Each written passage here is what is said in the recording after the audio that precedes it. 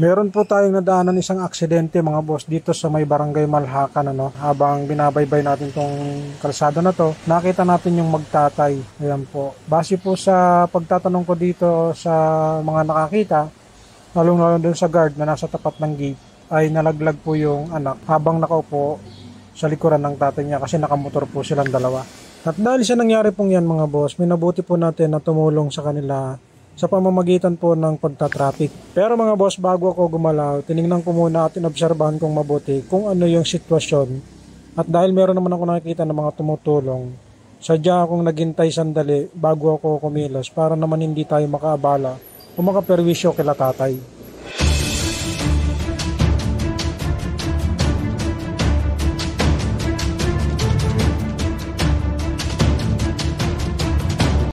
Sa oras na ito mga boss, dito na ako nagpasyang tumulong para umalalay at maiwasan din yung sobrang traffic. Kapag naka-encounter po kayo ng mga ganitong senaryo at wala kayong kakayahan o kaalaman, huwag po natin pilitin na makaabala sa aksidente. Ang tanging magagawa lang po natin ay mag-assist sa mga pagtatraffic. Yun lang po yung ating magagawa dahil hindi naman po tayo authorized para gumalaw sa mga ganyang aksidente. So, payo ko lang din po sa mga nakakakita, huwag po tayong mag-atubiling tumulong sa mga ganitong sitwasyon dahil malaking bagay po yung makatulong tayo sa ganitong sitwasyon mga boss. Lalong-lalo na po at bata yung na-aksidente. Napakalaking tulong po sa mag-ama yung nagagawa natin kahit na papano.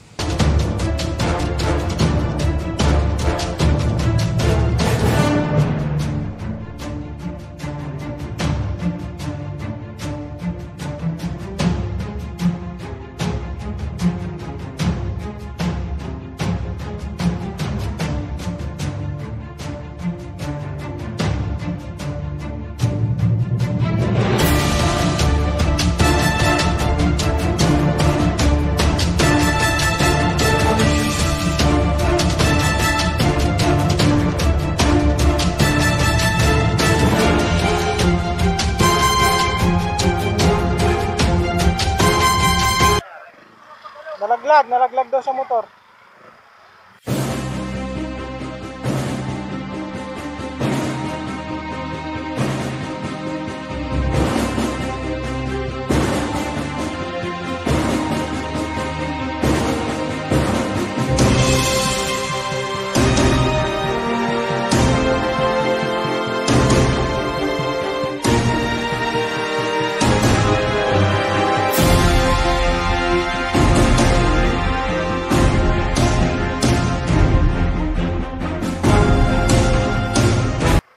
Nalaglag.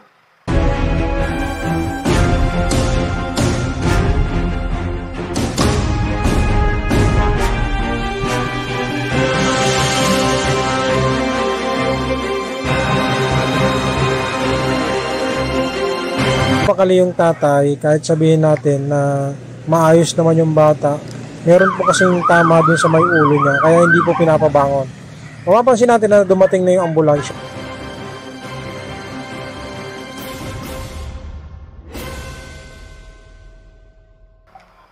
Ay mga boss, may rescue na.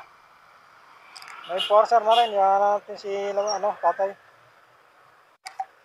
At dahil may ambulansya na mga boss, dito na ako nagpasyang gumayak para ako naman ay umuwi.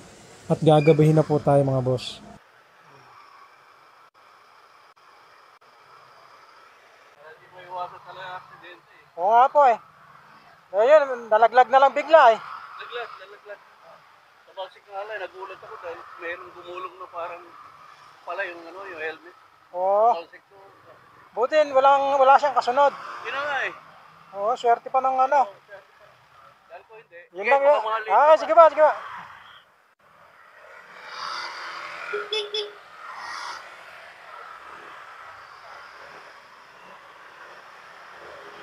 Matulong na rin tayo kahit paano. Okay na. Awa naman yung bata eh.